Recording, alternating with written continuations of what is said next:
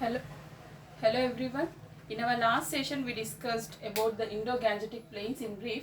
That is, we discussed about the eastern part of Indo-Gangetic Plains. So, children, in our last class, I told you that the Indo-Gangetic Plain is formed because of the two main Himalayan perennial rivers, that is Indus and Ganga. And because of the Indus and its tributaries in the western part, here the tributaries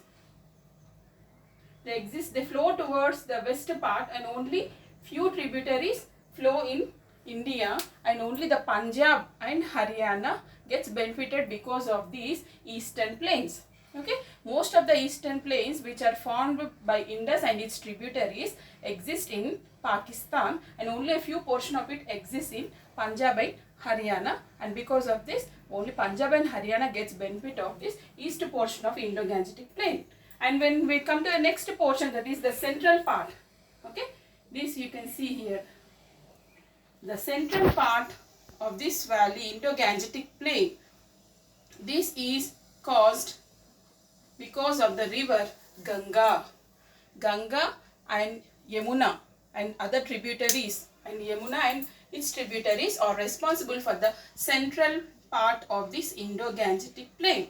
This Indo-Gangetic plain extends from Ghaggar to Teesta, and these Indo-Gangetic plains exist in Uttar Pradesh, Bihar, Jharkhand, West Bengal and Haryana.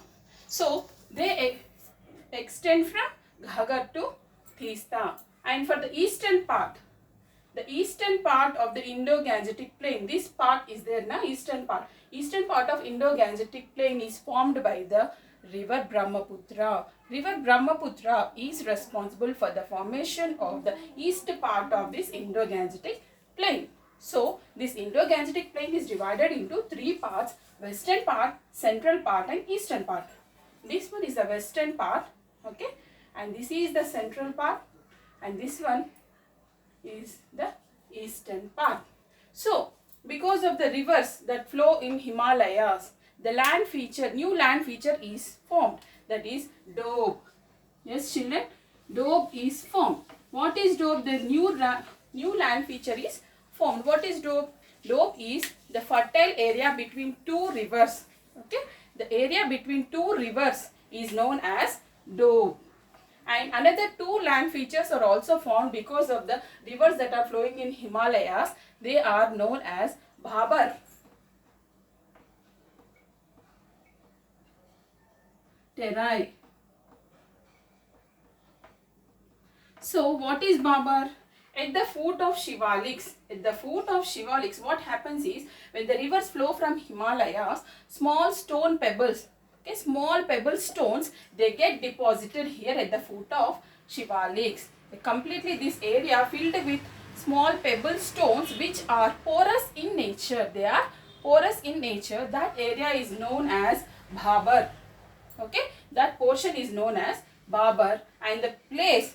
So underground the Bhabar, what happens is, small rivers, okay, streams, they flow underground the Bhabar, creating a marshy tract. They create a swampy and marshy tract which is known as Terai.